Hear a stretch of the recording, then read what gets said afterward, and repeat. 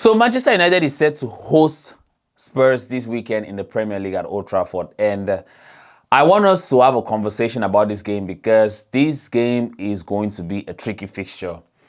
Funny enough, we haven't won Spurs in the last 8 games. We've played them. From the last 8 games, we haven't had a single win against Spurs. The last time we beat them was like 2023, 2022. I was looking up that stat today and I was very surprised.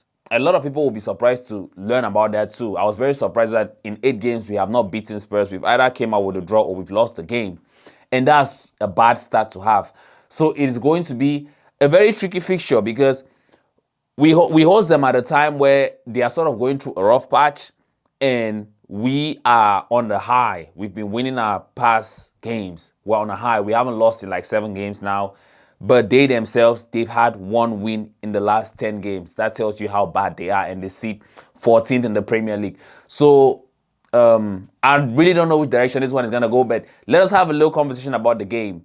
But if this is your first time on Red Side Rants, please, I want you to subscribe. Please subscribe. I'm trying to get to 1,000 subscribers by the end of this season. Just 1,000. And that would go a long way. But welcome to Red Side Rants.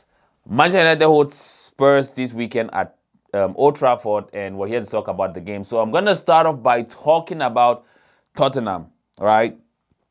Like I said, they're going through a rough patch.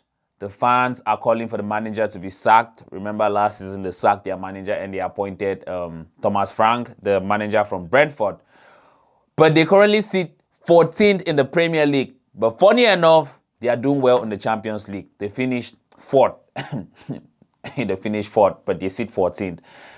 They haven't had a win in like the last 7 games. They've won 1 game in like their last 10 games, 2 games in like the last 12 games. So it is actually bad.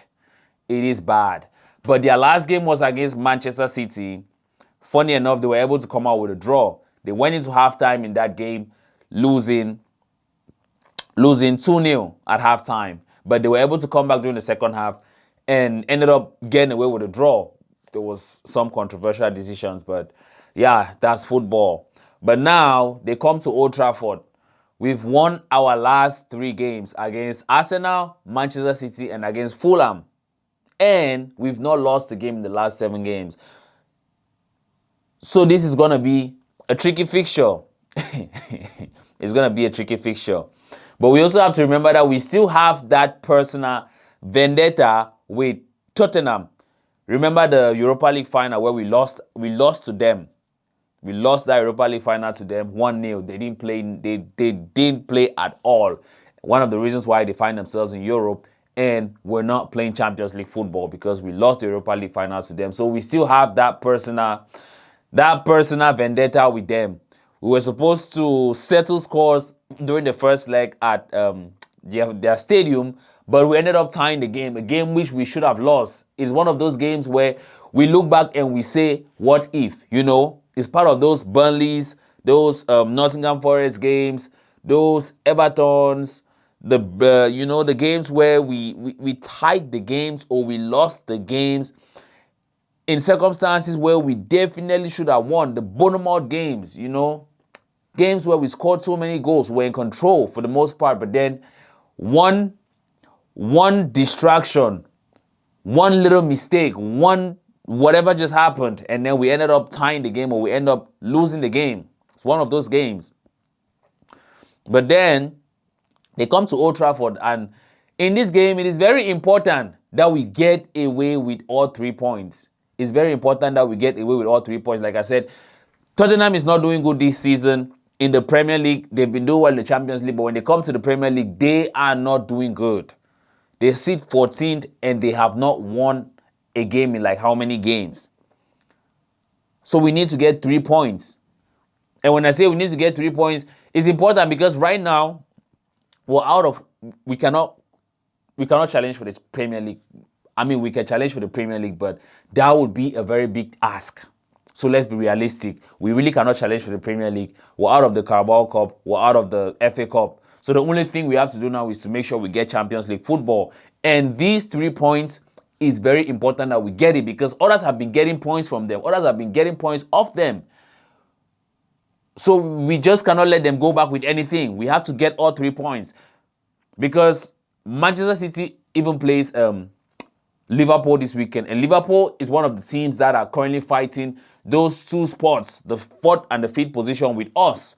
So if Liverpool can draw points, guess what? That's an advantage for us because Manchester City is challenging Arsenal for the Premier League. And by the way, funny enough, I want Manchester City to win this game. I don't care. I hate Liverpool more than I hate Manchester City. I hate Manchester City and I hate Liverpool. I would have preferred if both of them could lose the game. But unfortunately, it cannot happen. And unfortunately, I don't want both of them to lose the game because I want Manchester City to win the game so they can put pressure on Arsenal, whom I hate even more. You know, I hate Liverpool, I hate Arsenal, and then I hate Manchester City in that order. So I want Manchester City to win against Liverpool this weekend so they can put more pressure on Arsenal in the Premier League title and they can take some pressure off us with Liverpool dropping points. So it is very important that we win our game because if we can get the job done and hope on Manchester City to get the job done for us as well, that puts another gap between us and Liverpool. It takes some pressure off of us. And also, that becomes 4 games in a row that we've won. And we'll just need 1 more game to win. 1 more game, you know, and then we can make it 5 in a row where the guy can go and get his hair cut. But we have to win that game. And Michael Carrick spoke today about the squad. Unfortunately, I don't have the board up. I've been so occupied. I didn't get a chance to organize things, you know, have the visual and everything. But he talked about the squad and what he said was nobody is back from injury, you know. All the players that were injured are still out. All the players that delete, Mason Mount, Dogu, yeah, all of them are still out. But I think Shelazy is back in the squad. He was suspended, right? He wasn't injured. He was suspended from the game where he got a red card. So he's back in the squad, but everybody else is still out. Mount, he said Mount is closer to coming back into the squad than Delete is. Delete has not played since November. He had a back injury. So hopefully he can back fit soon enough. You know, we need him. But that aside, I think everyone is available. So for the lineup for this game, I don't think there's anything to change. Funny enough, last week was, I think, the first time this season where I predicted a lineup. I don't know if it's the first time, but I predicted a lineup and it went exactly as predicted. We've gone into games a lot of times and you don't know who's going to start. You don't know who's going to get dropped.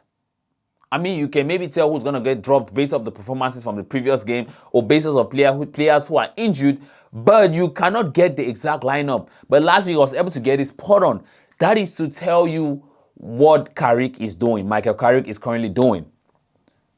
When you're able to go into a game as a manager and you have a fixed 11, you know, these are my starters. These are the players that come off the bench. It helps a lot and it tells you that the group is working. The players are working as a group. So I think he's going to go in with the same 11 from last game. If it's not broken, you don't have to change it. If it's not broken, you don't have to change it. Everyone is getting the job done. They are playing as a team. And I watched the video, the YouTube video, which the Manchester United official YouTube page posted of the players in training, and they were doing some rondos. And when you watch it, you can definitely see why we've been getting the Cunha, Bruno, Luke Shaw, Cunha, Bruno, you know, Dogu, Bruno, those clips. You know what I'm saying? If you're watching the games, you know what I'm saying. You can definitely tell why we've been getting those clips because those players, they are now playing the ball on the ground. They are doing groundwork.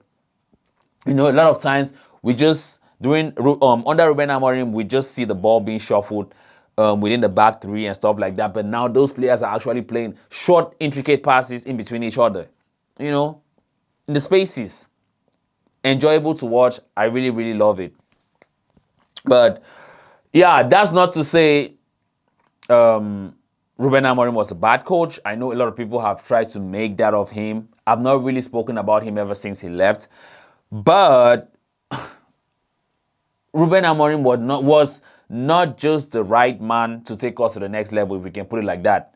I mean, he could have been the right person if he was provided with the right players and the right whatever he needed. And if he was backed, he could have been the right man, but he just was not backed. The club did not back him, so he ended up failing. But we have to admit to the fact that some of the success we're enjoying today, I don't even want to call it success, but some of the wins that we're getting out of these players today is because of Ruben Amorim. He started it. He started the open heart surgery, which Ralph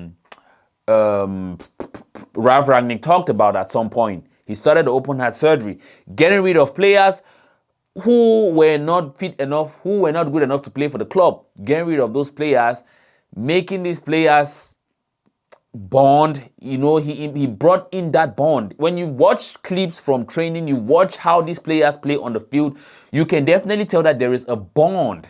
And that bond was started by Ruben Amorim. He started the rebuild. And unfortunately, sometimes that's how it is. That's how it is. Someone has to start the process and someone has to come in and finish it or enjoy what the other person started, which is an example of what is going on at PSG right now. Someone else started it. Like before PSG got to where they are today, many managers came in and they failed and they learned from them, you know. That's what happened. All those managers who have failed over the years, I'm not saying it should have happened, but we took our lessons from that. Ruben Amorim came in, he dealt with all of the dirty work, got the players out who were not supposed to be at the club, the Rashford, the Garnachos and all of that. And now Michael Carrick is simply reaping the fruits of all the work that he's done. Another player that I'm going to talk about is Bruno Fernandes. We see his assist level. We see even his game in general. Bruno Fernandes' game in general has gone up another level this season. That's not saying he has not been good enough, but he has always been good. But when you watch him this season, compared to other seasons, his game has gone up to another level. That is because these players are now being coached. These players are now being coached. A lot of times we've questioned if these players are actually being coached in the past. You see, they come into training and they come into games and they make the same mistakes and they go back to training and they make those same mistakes. But when you watch, for instance, Bruno Fernandes' game now, it's like he's being coached. He's being told what to do and what not to do. When to speed up the game, when to slow it down. A lot of times he was so quick to play that quick pass and he lost the ball so many times, and that left us fans frustrated and complaining. But now he makes, most of the time, he makes the right passes and when he's supposed to make it. Ruben Amorim started that. He started coaching these players. He started that. So for all those who want to keep condemning him, fine. But I think that part of the success we're enjoying today is because of him. But away from that, back to the game. Like I said, I think we're gonna see the same formation from last game with Lamine Singo, Maguire and Martinez as our back two, Dalot, Luke Shaw as our fullbacks, Casemiro, Meno as our midfield pivot, Bruno Fernandes in the 10, and the front three of Ahmad, Mbeumo, and Cunha. Hopefully they can continue to score more goals. I'm backing Mbeumo to get a goal in this game. I hope we can see a lot of goals in this game as well. Old Trafford needs that going into the game against West Ham, which is going to be away. You know, we need that. We need that hype. We need to keep the media going. We need to keep on feeding the Prem. But for my score prediction for this game, I'm going to be going with a big score. I'm going to be going with a 3-1 win. 3-1 win. That's going to be my score prediction for this game. I don't see us keeping a clean sheet. We still have a lot to work on defensively. If we were defensively solid, I would have gone with a 3-0 win. If not, maybe a 4. But I just see a game where Spurs get away with 1 goal. So 3-1 win. Let me know your prediction in the comment section. Let me know your thoughts in the comment section. And like I said, if this is your first time here, please subscribe.